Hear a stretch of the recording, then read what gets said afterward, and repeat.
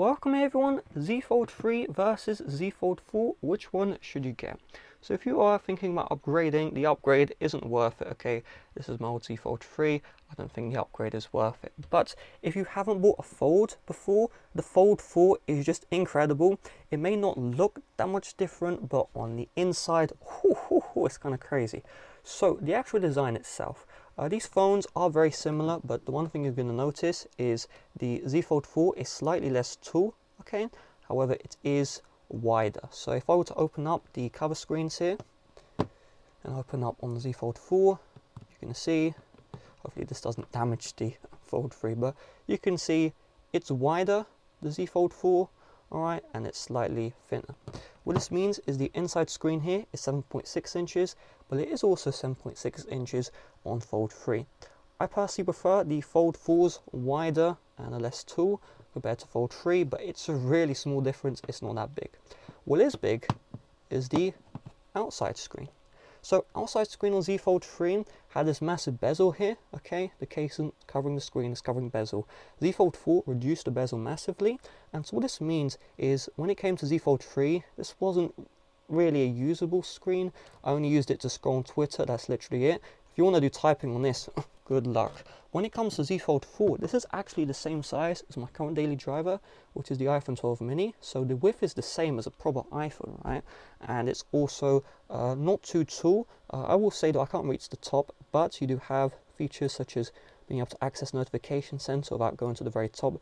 Okay, so you don't need to do some weird adjustments, and so that is very big when it comes to Z Fold 4. If you're in a situation where you can only use one hand, then you're going to be enjoying the experience way more than Fold 3, where many times I will just go out my way to open up the phone using up some weird gimmicky methods with one hand that may damage the screen. You don't need to worry about that when it comes to Z Fold 4 because again, the inner display is useful.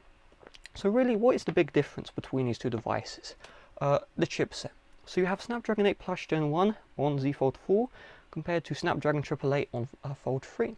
Now that may not sound like a big difference, okay, different year, different chip, but this is a massive difference. So Snapdragon 888 was kind of garbage.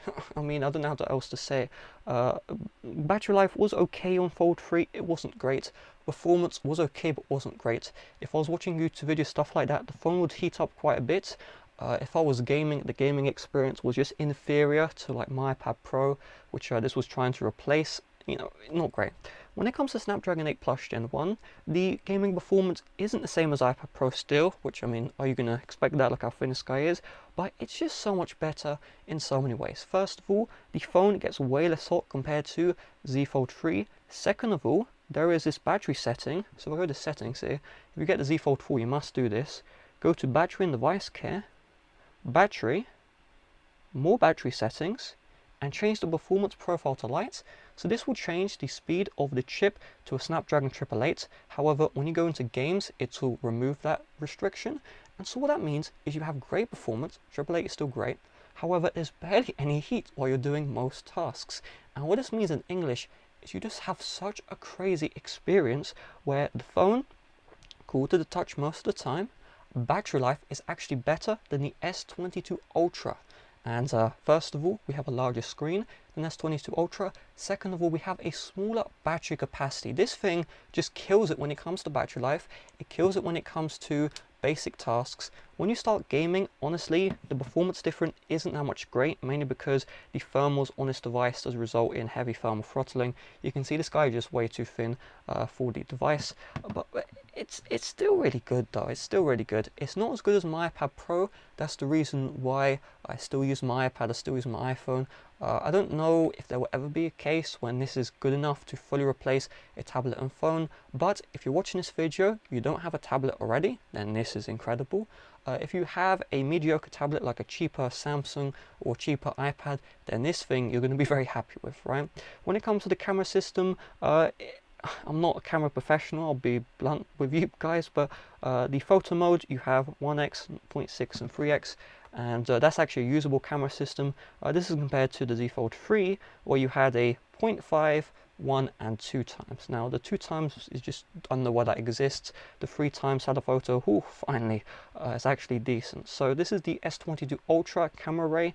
I believe this is using on Z Fold 3 the S20 Ultra. I think it was the older one. They didn't use S21 from my memory. And I mean, I'm not a camera professional, but let's just be real here. S22 is going to shoot better than an S20, so Z Fold 4 is going to shoot better than a Z Fold 3. I mean, there's no real complaints other than on Z Fold 4, I was kind of shocked to see that with HDR10 Plus video, I'm limited to 1080p 30 even, when on my Sony phone, which is the device I'm using to record this video, this guy right here, okay, I'm able to record 4K HDR 60 FPS. That was kind of a deal breaker. That's the reason why I'm returning this phone. If you don't care about the ultra high quality video recording, then that's not something to worry about, but a bit of a shame that the video is kind of just neglected in Z Fold 4. And I mean, I've covered the main points, right? Battery life incredible, performance incredible, gaming meh, but I guess what can you expect? I'm very happy with Z Fold 4 and I recommend that over Z Fold 3. Again, though, if you have the Z Fold 3 currently, there's no point of upgrading, right? They're very similar. I don't think it's worth it. It's not like the Z Fold 2 to Z Fold 3 or Z Fold 2 to Z Fold 4. If you had the Fold 2 or Fold 1, Z Fold 4 is the way. When it comes to Fold 3, the candy bar display was usable. I just avoided it, right? The 888 was usable, I avoided it. Android 12 kind of ruined the performance on Z Fold 3, but they did fix it eventually. The reason why I stopped using this phone is because I don't know what happened with Android 12. They fixed it though, so if you were to buy one right now, you'd be okay. Z Fold 4, this is the complete package. I do recommend, if you are planning on getting a phone, get Z Fold 4 over Z Fold 3. So with that being said, thanks for watching. See you guys later. Bye bye.